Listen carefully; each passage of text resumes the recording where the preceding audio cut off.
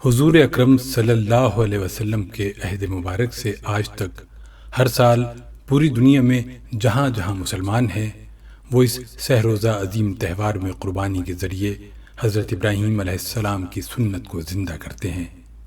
قربانی حضرت ابراہیم علیہ السلام کی سنت ہے۔ قرآن حکیم میں 17ویں پارے میں ارشاد ہے، اللہ کو تمہارے گوشت خون کی ضرورت نہیں ہے، اسے صرف تمہارے تقوی کی ضرورت ہے، یعنی کتنے اخلاص اور کس نیت سے قربانی کرتے ہو۔ اللہ تعالیٰ کے نزدیک قربانی دین ابراہیمی کی روح ہے۔ اسی کی بدولت حضرت ابراہیم علیہ السلام کو خلیل اللہ کا اعزاز عظیم نصیب ہوا۔ حضرت ابراہیم علیہ السلام کو توحید کی خاطر سب سے پہلے باپ جیسی عظیم ہستی کی محبت کی قربانی دینا پڑی، جس کی تفصیل 16ویں پارے کے 6 رکوع میں موجود ہے۔ پورا مکالمہ قرآن نے نقل کیا ہے۔ جب حضرت ابراہیم علیہ السلام نے دعوت توحید پیش فرمائی تو والد غصے میں آ گئے اور کہا، اگر تم باز نہ آئے دعوت حق سے تو میں پتھروں سے تمہارا سر توڑ دوں گا اور تم میرے پاس سے چلے جاؤ۔ حضرت ابراہیم علیہ السلام نے ادب و احترام کے دامن کو نہ چھوڑا، بلکہ جواباً فرمایا، تم پر سلامتی ہو، میں اپنے رب سے تمہارے لیے دعا کا خواستگار رہوں گا، وہ مجھ پر بڑا مہربان ہے۔ اس طرح حق الدین کی خاطر اللہ کا یہ نبی اپنے باپ کی محبت و شفقت سے محروم ہو گیا اور اللہ کے دین کی خاطر یہ قربانی بھی بسط خوشی پیش کر دی۔ اب دوسرا مرحلہ آتا ہے جس میں حضرت ابراہیم علیہ السلام نے اپنی جان کی قربانی پیش کر دی۔ کفر و شرک کی تمام قوتیں متحد تھیں کہ اللہ کے اس برگزیدہ نبی کو آگ میں ڈال کر جلا دیں تاکہ حق کی آواز بلند کرنے والا ہی نہ رہے۔ کفر و شرک نے ایڑی چوٹی کا زور لگا کر آگ کا الاؤ تیار کیا، لیکن دربار ربانی سے حکم ہوا، اے آگ ٹھنڈی اور سلامتی والی ہو جا ابراہیم پر۔ حضرت ابراہیم علیہ السلام اس مرحلے میں بھی سرخ روح ہوئے۔ کفر و شرک نے حیران و پریشان اپنی نگاہوں سے مشاہدہ کیا۔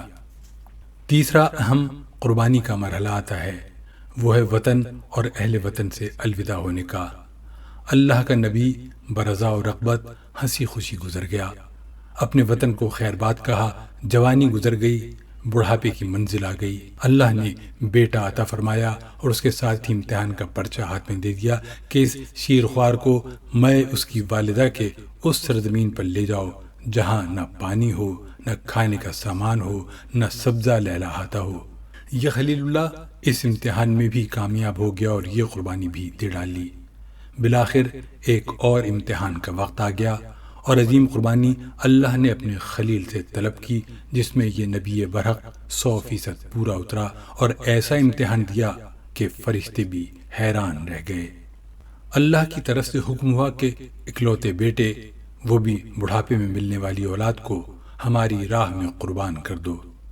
ابراہیم علیہ السلام نے اپنے اکلوتے بیٹے کو جب اللہ کا حکم سنایا تو اس معصوم بچے نے جواب دیا، اے ابا جان، اگر خدا کی یہی مرضی ہے تو انشاءاللہ آپ مجھ کو صابر پائیں گے۔ پورا منظر قرآن نے نقل کیا ہے، 23ویں پارے 8ویں رکوع میں قیامت تک کے لیے محفوظ کر دیا گیا۔ حالانکہ یہ وقت وہ تھا کہ بوڑھے باپ کا ہاتھ بٹائے، لیکن خلیل اللہ کا بیٹا بھی اس امتحان میں 100% پورا اترا۔ بارگاہ خداوندی سے کیا اعزاز ملا، بے شک یہ کڑی آزمائش تھی۔ اللہ کو اکلوتے فرزند کی قربانی مقصود نہ تھی، صرف اپنے دوست کی محبت اور عشق کا امتحان مقصود تھا۔ جب رب نے دیکھا کہ بیٹا منہ کے بل زمین پر ہے اور باپ چھری لے کر تیار ہے تو اس سے قبل کہ چھری کام دکھائے دربار ربانی سے ندا آتی ہے، اے ابراہیم، تو نے تو خواب ہی سچ کر دکھایا، تجھے تیرا بیٹا مبارک ہو، ہمیں تیرے بیٹے کی قربانی کی ضرورت نہیں ہے، ہم تو صرف آزما رہے ہیں، ہم دیکھ رہے تھے کہ تو ہماری محبت میں کتنا صادق ہے، تو واقعی صادق نکلا، لیکن تیرا بیٹا عاشق صادق نکلا۔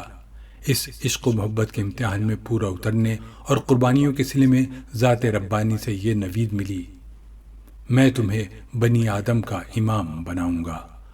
اور اس امامت کبریٰ کا ظہور اس طرح ہوا کہ حضرت ابراہیم علیہ السلام کی اولاد میں سید الکونین صلی اللہ علیہ وسلم کو نبی بنا کر بھیجا، جن پر امامت، نبوت، رسالت، معصومیت سب ختم ہو گئیں، اور حضور اکرم صلی اللہ علیہ وسلم کے لیے وہی دین پسند کیا گیا جو حضرت ابراہیم علیہ السلام کا تھا۔